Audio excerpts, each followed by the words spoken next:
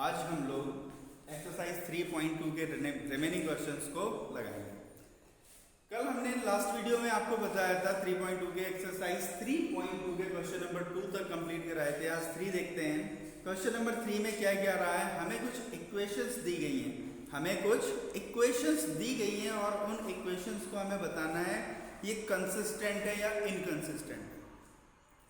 Consistent है या inconsistent है उसे बताने से पहले हम आपको बता दें कि कंसिस्टेंट और इनकंसिस्टेंट होता क्या है।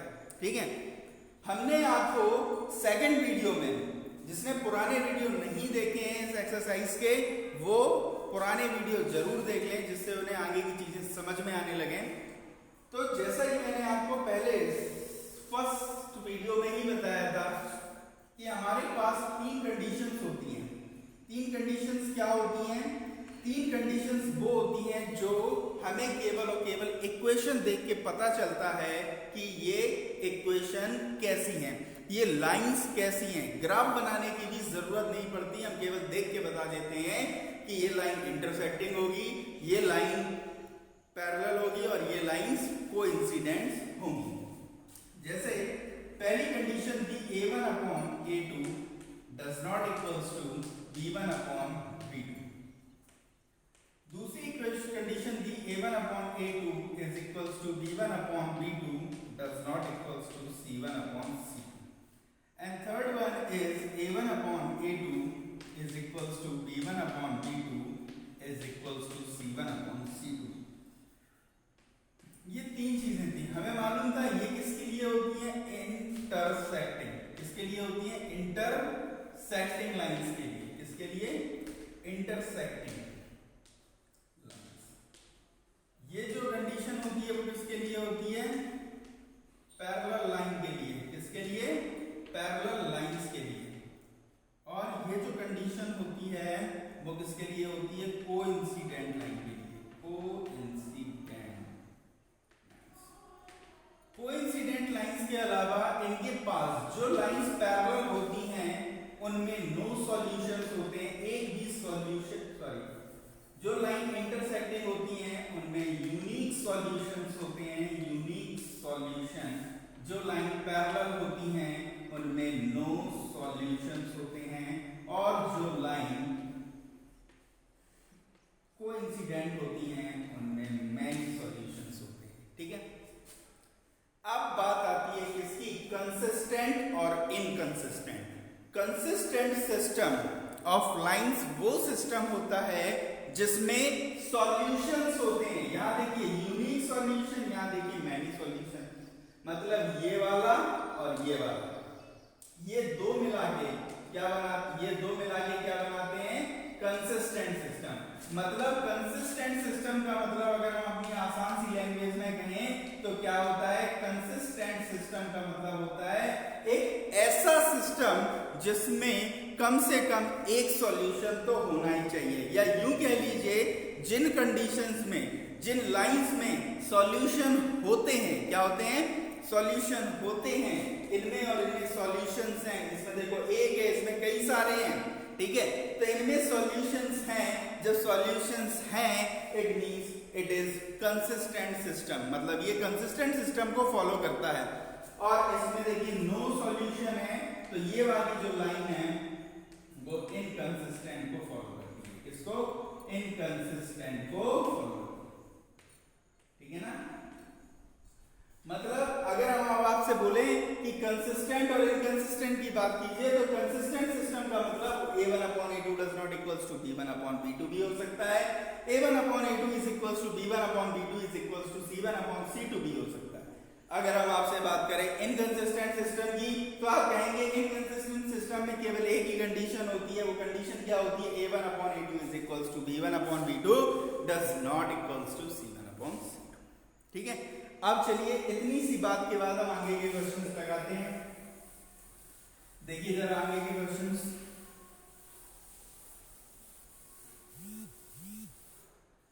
क्वेश्चन नंबर 3 जो कि अब हमें लगाना था, क्वेश्चन नंबर 3। क्वेश्चन नंबर 3 में क्या कह रहा है देखिए जरा। क्वेश्चन नंबर 3 की हमने इक्वेशन लिखी 3x + 2y is equals to 5, 2x minus 3y is equals to 7। ठीक है, ये हमने दो इक्वेशंस लिख दी। हमें मालूम है लीनियर इक्वेशन टू वेरिएबल में पहला पेयर जो होता है उसे हम लोग कंपेयर किससे करते हैं? पहला पेयर जो होता है उसे कंपेयर करते हैं, यही लिख दे रहे हैं, compare with a1x plus b1y plus c1, और इसको कंपेयर करते हैं हम इससे a2x plus b2y plus c2। तो अगर हम यहाँ देखें तो a1 की वैल्यू 3 है, b1 की वैल्यू 2 है और c1 की वैल्यू 5 है। अगर हम बात करें इसकी तो a2 इज इक्वल्स टू 2 है, b2 इज इक्वल्स टू -3 है और -5, c1 जो है वो -7 है। इसको हम ऐसे भी लिखेंगे, ऐसे इक्वल 0 इक्वल 0। ठीक, ये हो गया। अब जब ये दो चीजें मिल गई हमें तो हम रेशियो निकालते हैं। रेशियो हमने लिखा है यहाँ पे 3/2, ये लिखा हमने 2/3 और ये लिखा हमने -5/-7। जो डज नॉट इक्वल्स टू है, जब पहले दो डज नॉट इक्वल्स टू है तो a1/a2 does not equals to b1/b2। जब a1/a2 does not equals to b1/b2 है, a1/a2 does not equals to b1/b2, it means intersecting line. और इंटरसेक्टिंग लाइन कौन सा सिस्टम होती है? हम यहाँ लिखेंगे so here these lines are intersecting। कैसी लाइन है ये? इंटरसेक्टिंग है। कैसी है? इंटरसेक्टिंग। जब ये लाइनें इंटरसेक्टिंग हैं, कैसी हैं? Intersecting. So they have unique solution. इनके पास कैसा सॉल्यूशन होगा? यूनिक सॉल्यूशन होगा। जब ये यूनिक सॉल्यूशन होगा so they are in consistent system. तो कैसा सिस्टम होगा? Consistent system. तो ये कैसे हम कौन से सिस्टम को फॉलो करेंगे? Consistent system. ठीक है ना, इतनी सी बात समझ में आई आपको। इसके बाद दूसरा देखते हैं।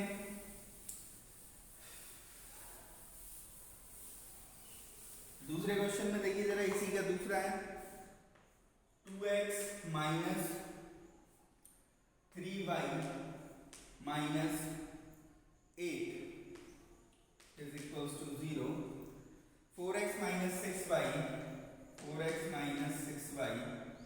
minus 9 is equals to 0। सीधा डायरेक्ट लिख रहे हैं। हमने यहाँ लिखा a1 कितना है 2, b1 कितना है -3 एंड c1 कितना है -8। a2 कितना है 4, b2 कितना है -6, c2 कितना है -9। ठीक है, इतनी सी बात समझ में आई। अब हम सिस्टम यानी रेशियो निकालेंगे। रेशियो हमने यहाँ लिखा 2/4 -3/-6 और -8/-9।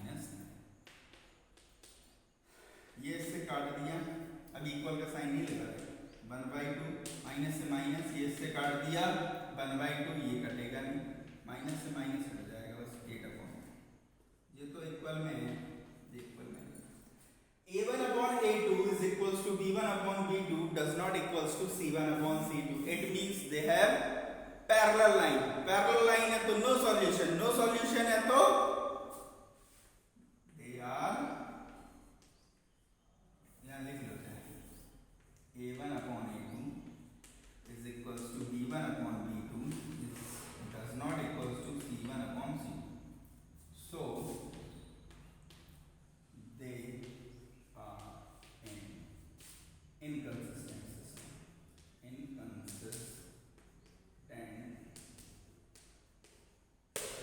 ठीक है, आई बात समझ में, ध्यान रहेगा। ठीक है, तो बाकी के इसके जो और क्वेश्चन है वो आप लगा लेंगे। इसके बाद देखिए जरा next question, question number 4।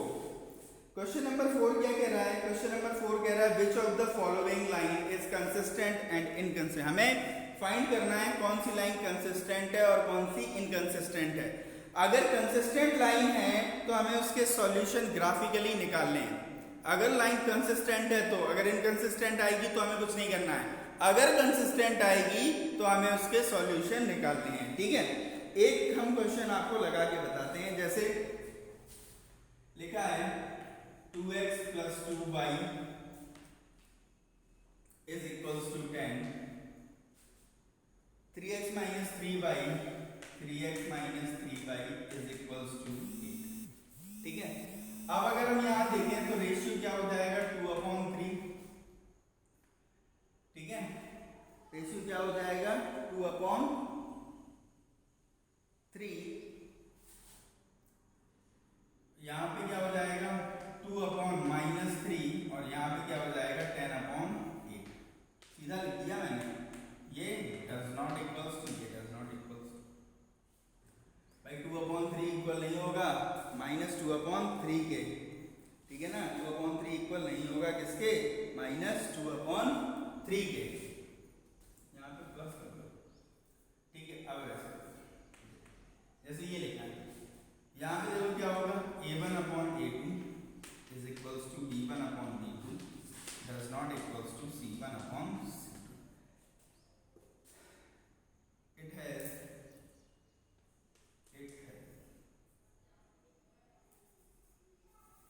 the system, these lines are an inconsistent system। ये किसमें inconsistent system है, inconsistent system है। जब ये लाइनें inconsistent system में है तो आगे हमें सॉल्व ही नहीं करनी है। अगर उसी की जगह ये लाइनें कैसी होती, कंसिस्टेंट में होती तो हमें सॉल्व करना पड़ता। अब देखो जरा एक एग्जांपल देते हैं आपको, कंसिस्टेंट में है उसके बाद हमें सॉल्व करना है। देखो जरा कंसिस्टेंट में जैसे लिखा है x + y is equals to 5 और x - y is equals to 8।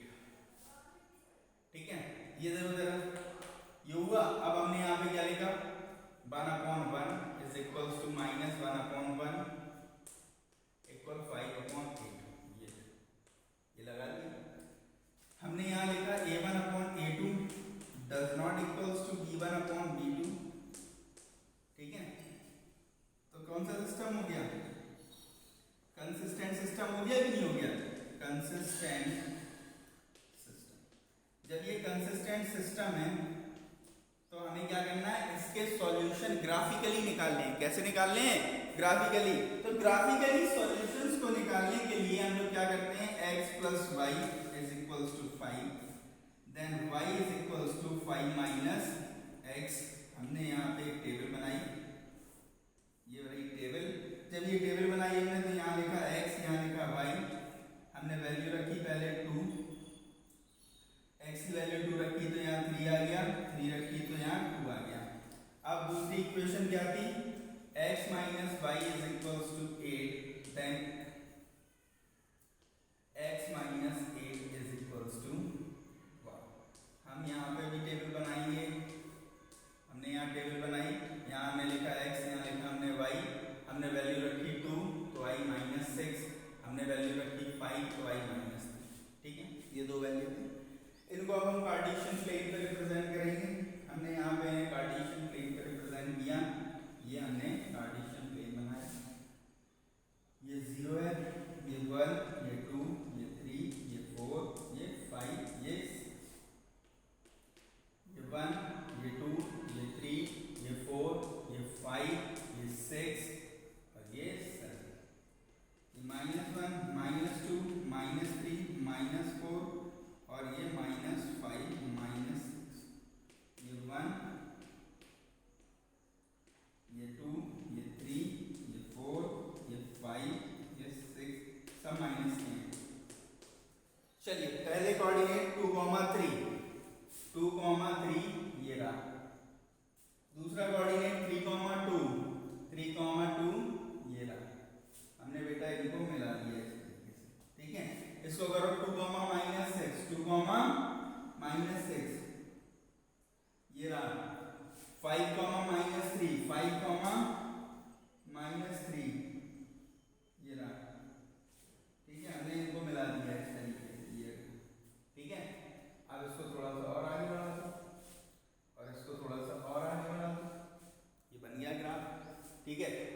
आपसे क्या पूछे हैं? सॉल्यूशन। क्या पूछे हैं? सॉल्यूशन। तो हम आपको बता दें जहां पे दोनों लाइनें एक दूसरे को इंटरसेक्ट करती हैं वही सॉल्यूशन होता है। ये यहाँ पे एक दूसरे को इंटरसेक्ट कर रही हैं, देखिए यहाँ पे एक दूसरे को इंटरसेक्ट कर रही हैं, तो ये 5 और ये 3, तो हमने यहाँ लिख दिया क्या? 5 है, 5.5 कॉमा 2। ठीक है, आप इसे ग्राफ पेपर पे बनाएंगे तो और क्लियर बनेगा और आपको सॉल्यूशन और क्लियर मिलेंगे। ठीक है, इसके बाद देखते हैं हम नेक्स्ट क्वेश्चन। नेक्स्ट क्वेश्चन में क्या कह रहा है देखिए जरा।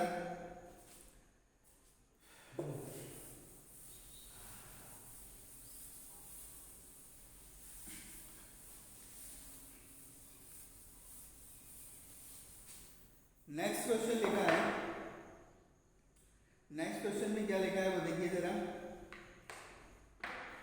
नेक्स्ट क्वेश्चन में लिखा है, एक हमें इक्वेशन दी गई है 2x + 3y -8 = 0। हमें ये एक इक्वेशन दी गई है और हमसे बोला गया है, ये क्वेश्चन है आपका क्वेश्चन नंबर 6। पहले क्वेश्चन में इसमें हमसे कहा गया है कि इस लाइन के लिए एक ऐसा इक्वेशन बनाइए, एक ऐसी इक्वेशन बनाइए जो कैसी हो, इसके साथ इंटरसेक्टिंग, मतलब उसे मिला के ये इंटरसेक्टिंग पेयर बनाए। अगर हमें इंटरसेक्टिंग पेयर बनाना है तो हमने पहले तो ये वाली इक्वेशन लिखी 2x + 3y -8 = 0। दूसरा, इंटरसेक्टिंग लाइन के लिए हम जानते हैं, हमने यहां लिखा we know that a1/a2 does not equals to b1/b2।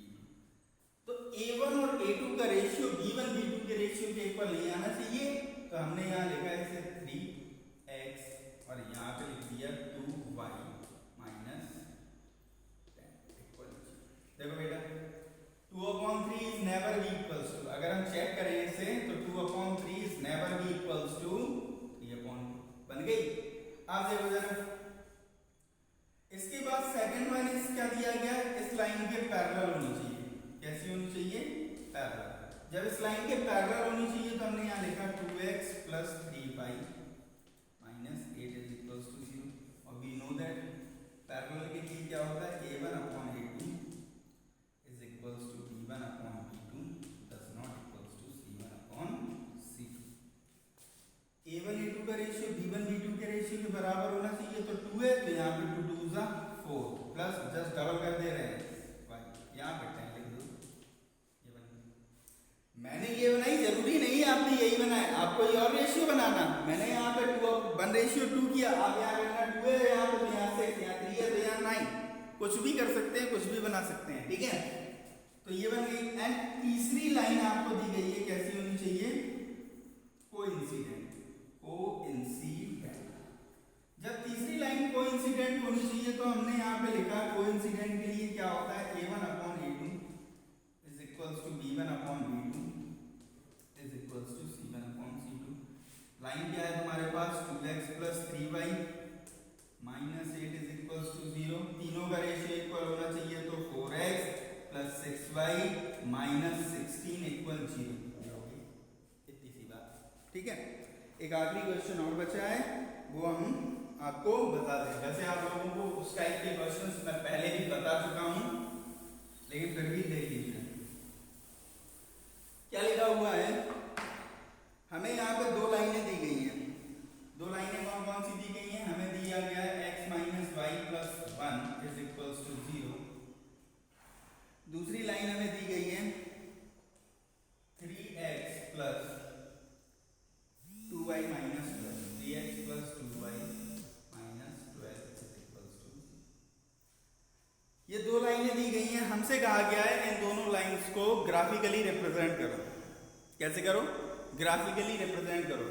इसके अलावा ग्राफिकली रिप्रेजेंट करने के बाद वो हमसे कह रहा है इन 2 लाइनों को और x एक्सिस को मिलाते हुए जो एक ट्राइंगल बनेगा उस ट्राइंगल के वर्टिसेस फाइंड करो और उसे शेप। चलिए इसको सॉल्व करते हैं। लिखा है x - y + 1 = 0, x + 1 = y, ठीक है, x plus 1 is equals to y, table बनाओ, ये x है ये y है, हमने x की वैल्यू 1 रखी तो y की वैल्यू 2 मिली, 2 रखी तो 3 मिली, और बड़ी रख लो, हमने यहाँ 4 रखी तो यहाँ 5 मिली। ठीक है, आगे देखो जरा, ये है 3x plus 2y minus 12 is equals to 0। इसके लिए देखो क्या करेंगे, हमें y की वैल्यू चाहिए तो हमने यहाँ लिखा 2y is equals to 12 minus 3x, y is equals to 12 minus 3x upon 2। ठीक है, हमने यहाँ पे एक टेबल बनाई, ये टेबल बन गई x और y, हमने यहाँ पे वैल्यू रखी 0 तो हो गया 6, यहाँ पे फिर हमने वैल्यू रखी 4 तो हो गया 0। ठीक है, अब बस कार्टेशियन प्लेन बनाइए आप,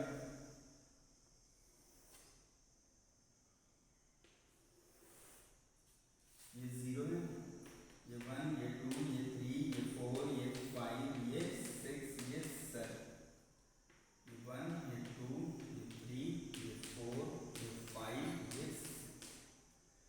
पॉजिटिव है सारी वैल्यू तो हम पॉजिटिव ही लिख रहे हैं, 1/2, 1, 2, ये हो गया पहला, 4, 5, ये 4 है, 4, 5 ये हो गया, हमने ये लाइन बना दी। दूसरा है 0,6, 0,6 बेटा ये हो गया, और है 4,0, 4,0 ये हो गया, हमने बेटा इसको मिला दिया। ठीक है, ये दो लाइनें बन गई,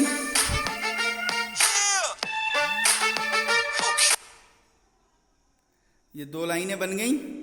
अब जब ये दो लाइनें बन गई तो ये दो लाइनें जब बन गई तो इन दोनों लाइनों को लेके और x एक्सिस को लेके, तो इन दो लाइनों को बढ़ाओ कहां तक, जब तक ये x एक्सिस को इंटरसेक्ट ना करें। ये कर दिया x एक्सिस को इंटरसेक्ट, इस वाली लाइन ने यहाँ, इस वाली लाइन ने यहाँ। अब ये देखिए जरा, ये जो ट्राइंगल बन गया, ये बन गया आपका ट्राइंगल, इसे वो कह रहे हैं शेड कर दीजिए, इसे क्या कह रहे हैं वो, शेड कर दीजिए। मैंने ये ट्राइंगल शेड कर दिया, मैंने ये ट्राइंगल शेड कर दिया, ये लीजिए ये ट्राइंगल हो गया शेड। ठीक है, अब इस ट्राइंगल के वो क्या कह रहा है, कोऑर्डिनेट बताइए, तो वर्टिसेस बताइए। ये हमने ट्राइंगल का वर्टिसेस A लिखा, ये मैंने ट्राइंगल का वर्टिसेस B लिखा, और ये मैंने ट्राइंगल का वर्टिसेस C लिखा। A के कोऑर्डिनेट A से x एक्सिस पे परपेंडिकुलर डालो, ठीक है, और y एक्सिस पे परपेंडिकुलर डालो। x एक्सिस पे डाला तो 2, y पे डाला तो 3, 2,3। यहाँ पे देखिए ये -1 है, तो हमने यहीं से इस पे परपेंडिकुलर डाला तो x एक्सिस पे कितना चला -1, y एक्सिस पे कितना चला 0। यहाँ पे x एक्सिस पे परपेंडिकुलर मतलब ये हो गया 6, y पे चला ही 6,0। ठीक है, ये हमारे तीन वर्टिसेस हो गए। ट्राइंगल शेड करना था, ट्राइंगल शेड हो गया। इसके जैसे क्वेश्चन आपको और भी लगाने हैं, लेकिन आज के लिए इतना काफी, कल से फिर